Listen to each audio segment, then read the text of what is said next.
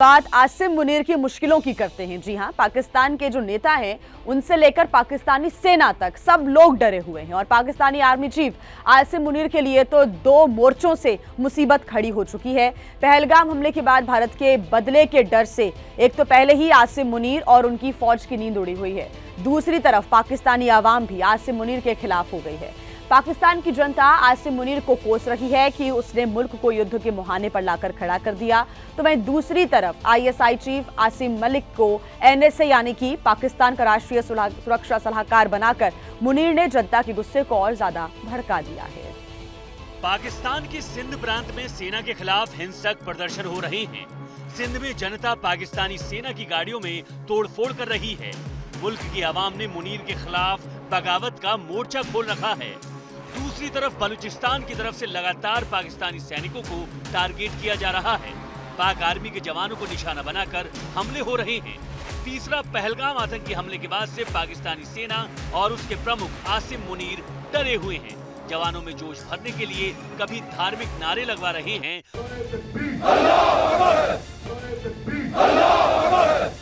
तो कभी टैंक पर चढ़कर हौसला बढ़ा रहे हैं, तो कभी रावलपिंडी में सेना मुख्यालय पर विशेष कोर कमांडर्स के साथ मीटिंग कर रहे हैं। गौर करने वाली बात यह है कि पाकिस्तान के भीतर ही आसिम मुनीर की पोल खुल गई है। आसिम मुनीर ने पहलगाम हमले के बाद आईएसआई के चीफ आसिम मलिक को एनएसए की जिम्मेदारी सौंपी है। मलिक भी कोर कमांडर्स की मीटिंग में मुनीर के साथ नजर आ रहे हैं। दूसरी तरफ जनता इस दहशत में है कि इन दोनों की जोड़ी मुल्क को बर्बादी के रास्ते पर ले जाएगी, क्योंकि माना जा रहा है कि पाकिस्तान के अंदरूनी हालातों से ध्यान भटकाने के लिए आसिम मुनीर ने पहलगाम हमले का पैंतरा चला है। माना जा रहा है कि 1999 में कारगिल युद्ध की तरह इस बार भी सेना प्रमुख ने पाकिस्तान की सरकार को धोखे में रखकर पहलगाम की साजिश रची है। माना जा रहा है कि आसिम मुनीर ने पहलगाम हमले को अंजाम इसलिए दिया ताकि अवाम का ध्यान पाकिस्तानी सेना की नाकामी और मुल्क की बदहाली से हटाया जा सके। सिंध जैसे शहरों में लोग प्रदर्शन कर रहे हैं और मुल्क की बर्बादी के लिए सेना को जिम्मेदार ठहरा रहे हैं। पाकिस्तान की हालत दुनिया से छिपी नहीं है।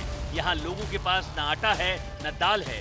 दूसरी तरफ महंगाई से जीना मुहाल है। इन लोगों ने तो आज कश्मीर बेच दिया, ये कुछ दिनों में पाकिस्तान भी बेच रहा है। पाकिस्तान सेल होने वाला है। जो पाकिस्तान के हालात चल रहे हैं, पाकिस्तान में बस कढ़ाई गोश्त बनाई हमारे वजीर आला खा रहे, हमारे वजीर आजम खा रहे। We are two nations. We are not one nation. So because of that, our forefathers, they struggled, mounted that incessant struggle to create this country. And we have sacrificed a lot for the creation of this country. And we know how to defend it. देश को संकट से उबारने के बजाय शहबाज शरीफ और आसिम मुनीर ने मुल्क का बेड़ा ही गर्क कर दिया है। जब मुनीर को लगा कि जनता अब उसका देश निकाला कर देगी, तो वो धर्म की आड़ लेने पर आ गया।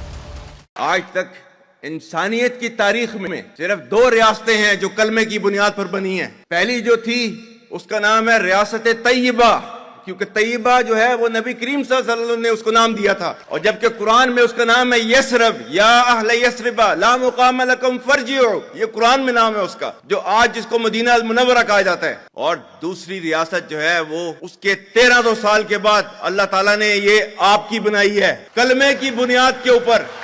ध्यान देने वाली बात यह है कि पाकिस्तान का इतिहास ही ऐसा रहा है कि सेना के जनरलों ने अपनी महत्वाकांक्षा में मुल्क को